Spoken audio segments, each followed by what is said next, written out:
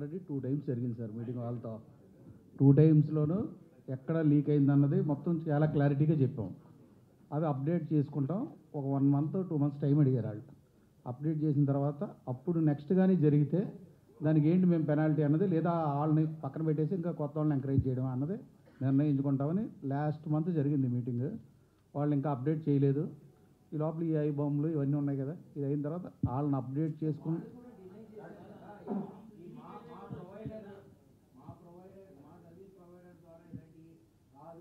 కాదు అని అనలేదు. ప్రూవ్ చేశాం కదా, వాళ్ళ ద్వారా అయిందని చూపించాం కదా. అంటే ఆ పేర్లు అనవసరంగానే ఎక్కడి నుంచి ఏ ప్రొవైడర్ అన్నది చూపించాం.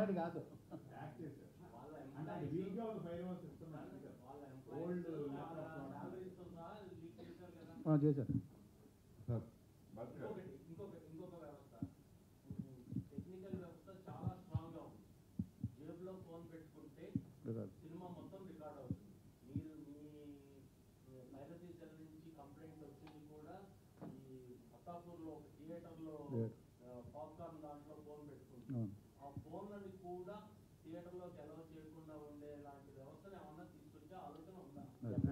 చేయలేమండి. అది ఫోన్ లేకుండా అన్నదే ప్రపోజల్ స్టార్ట్ అయ్యింది ఒకప్పుడు.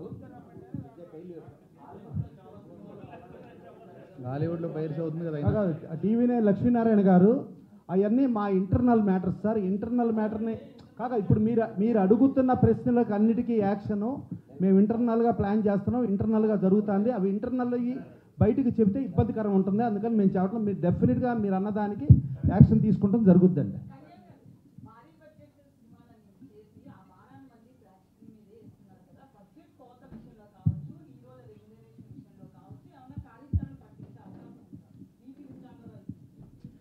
ఛాంబర్ ఈ విషయంలో ఏమీ చేయలేదండి.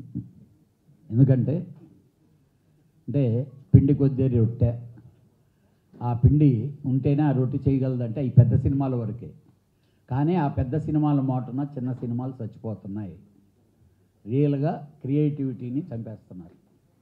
ఇది ఇంకా సరే ఆయన ఉన్నాడు కదా, ఆయన పెట్టుకొని హీరోగా పెట్టి సినిమా తీసుకోండి, నా దగ్గరికి ఎందుకు వస్తారు, నన్ను ఎందుకు అడుగుతారు, హీరోలు అడుగుతారు, అదే డైరెక్టర్లు అడుగుతారు. ఎందుకనంటే అవి ఓన్లీ 10% ఫిల్మ్సేనండి. సంవత్సరానికి మొత్తానికి 350 సినిమాలు రిలీజ్ అయితే ఇలాంటి గ్రేడ్ ఉండేటటువంటి మ్యాక్సిమం 40 to 50. ఇంకా ఇది తప్పని పరిస్థితి. ఇండస్ట్రీ ఉన్న దగ్గర నుంచి ఇక్కడ ఏం చేద్దాం అనుకుంటే అలాంటిది ఏమీ చేయలేరు. డిస్కషను పకోడీ మీటింగ్ మాట్లాడవచ్చు, మీటింగ్ అయిపోయిన తర్వాత ఎవరి దారి వాళ్ళది. Thank you. కాదు, ఇప్పుడు మీరు అడిగిన ప్రశ్నకి భారతదేశంలో మొన్న వేవ్స్ అని బాంబేలో